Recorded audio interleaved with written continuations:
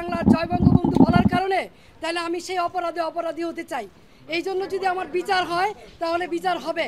কিন্তু নারায়ণগঞ্জ শহরে 21 বছর আপনাদেরকে আমি সেবা দিয়েছি। কোনোদিন কেউ বলতে পারবেন না যে আমি কখনো প্রতিহিংসা পরায়ণ হয়ে অন্য কোনো দলের প্রতি আঘাত করেছি অথবা কাউকে আমি কোনো ধরনের বৈষম্য আচরণ করেছি। দলমতের ঊর্ধ্বে উঠে নিজের দলের ভিতরে থেকে তারপরও মানুষের কল্যাণে কাজ করার চেষ্টা করেছি। বিরোধ সত্য, মতভেদের সত্য, এই শহরের নারায়ণগঞ্জবাসীর জন্য এমন কোনো জায়গা নেই যেখানে প্রতিবাদ করি নাই।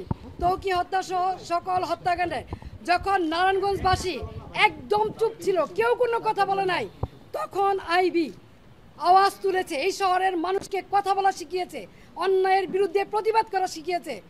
আজকে সেই আইবিকে কিসের জুলুমে, কিসের কারণে, কি কারণে গ্রেপ্তার করা হচ্ছে আমি ঠিক জানি না। কিন্তু যেহেতু আমাকে গ্রেপ্তার করা হচ্ছে, আমি নারায়ণগঞ্জবাসীর কাছে একটাই অনুরোধ করব, আপনারা যেভাবে আমার পাশে ছিলেন, আমার পরিবারের পাশে ছিলেন, আমার পাশে থাকবেন। আপনারা সকলেই জানেন 1 মাস হয়নি আমার ছোট ভাই, অত্যন্ত আদরের ছোট ভাই মোহাম্মদ আলী রাজা রিপনকে আমরা হারিয়েছি। আর সেই ভাইয়ের সুখ এখনো বলতে পারি নাই। 3টা ছোট ছোট বাচ্চা, নাবালক বাচ্চা, তার মাঝখান দিয়ে আমাকে এইভাবে অ্যারেস্ট করা হলো, যেখানে আমার বড় ভাই নাই, বোন নাই, আমি সবার বড়।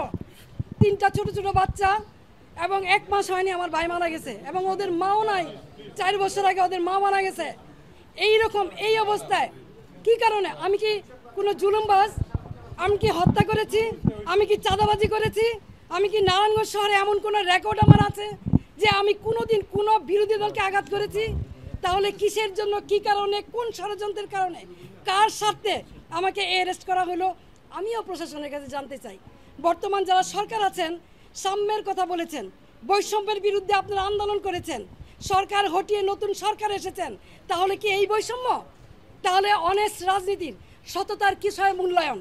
আমি তো বাড়িতেই ছিলাম, আমি তো পালাই নেই, তাহলে এইভাবে আমাকে অ্যারেস্ট করতে হলো কেন?